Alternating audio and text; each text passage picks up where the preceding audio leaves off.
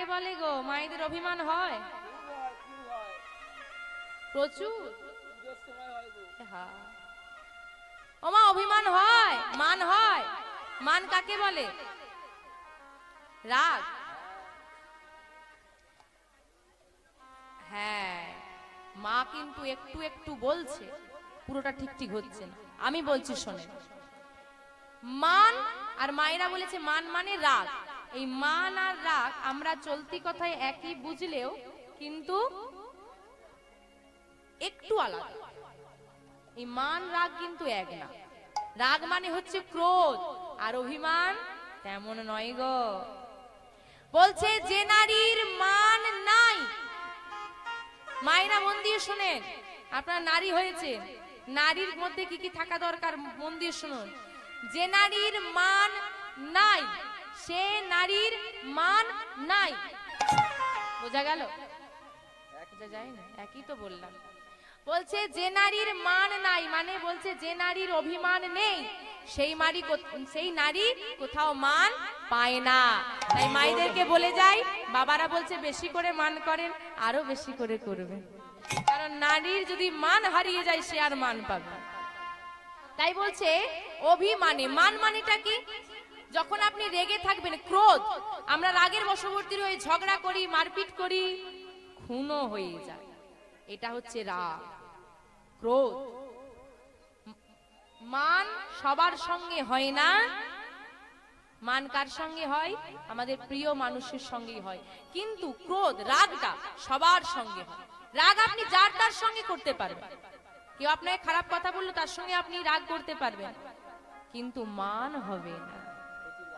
হরি বল, হরি বল। মান মানে রাগটাকে নিজের মধ্যে চেপে রাখা, কথা হবে না। মায়ের এরকম বাড়িতে হয়, বাবু তোর বাবাকে বলে দে খাবারটা ঢাকা আছে যেন খেয়ে। পাশাপাশি আছে, সেই কথাটা সে মানুষটা শুনতে পাচ্ছে, কিন্তু মাঝখানে একজনকে বলে দিলে। হরি বল, হরি বল। কথা বলবে না, নিরুত্তর। ক্রোধটাকে নিজের মধ্যে চেপে রাখা হচ্ছে মান। তাই বলছে অভিমানী উপাক্ষিন, মান করে উপেক্ষা করেছে কাকে? কানু গুণনিধি। বলছে হায় হায়, এ আমি কি করলাম? সামান্য মান করে আমার প্রাণবধূ কৃষ্ণকে আমি উপেক্ষা করলাম। কথাটা কার? কার কথা? রাধা রানী। তাহলে বৃন্দাবনে দাপর যুগে রাধা রানীর বলা কথা আজকে নবদ্বীপ ধামে দাঁড়িয়ে কলিযুগে গৌর হরি বলে চলেছে। বলছে কি করে? বলে ওগো এটাই তো ভাব। তাহলে আজকে গৌর হরির মাঝে কার ভাব এসেছে? কার ভাব এসেছে? কার কথা বলছে? রাধা রানী। বাহ, তাহলে গৌর হরির মাঝে আজ রাধা রানীর ভাব এসেছে। যেই না এই কথা গৌর হরি বলেছেন, পদকর্তার আর বুঝতে দেরি থাকলো না। পদকর্তা রাধা মোহন দাস ঠাকুর আমার গৌর লীলা অনুসারে বৃন্দাবনের লীলা বর্ণনা করছে। চলুন এবার আমরা সবাই মিলে যাব বৃন্দাবনে।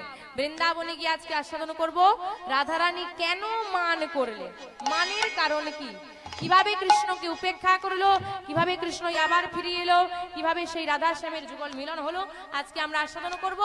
কে কে বৃন্দাবনে যাবে না হাত তোলো।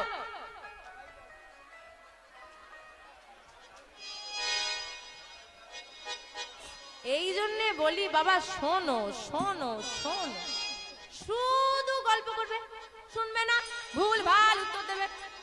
হরি বল, হরি বল। যারা হাত তুলে তারা বৃন্দাবনে যাবে না তো? আমি বলেছি কে কে বৃন্দাবনে যাবে না হাত তোলো। হরি বল, হরি বল। ওমা তাহলে সবাই মিলে বৃন্দাবনে যাব কি? যাব তো? কারো ঘুম পাচ্ছে? কে কে বাড়ি যাবে একটু হাত তুলে দেখাবে। যাবে না? তোকে নিয়ে যাওয়ার লোক নেই। হরি বল, হরি বল। ও যেতে চাইছে, নিয়ে যাওয়ার লোক নেই ওকে, ওই জন্য হাত তুলেছে। রাধে রাধে। দেখি মা সবাই মিলে বৃন্দাবনে যাবো, একটু উলু ধ্বনি, উলু ধ্বনি, উলু ধ্বনি। কৃষ্ণ বলে। যারা যারা বৃন্দাবনে যাবেন বড় বড় হাত তুলে, বাহু তোলে চলো রে মন বৃন্দাবনে।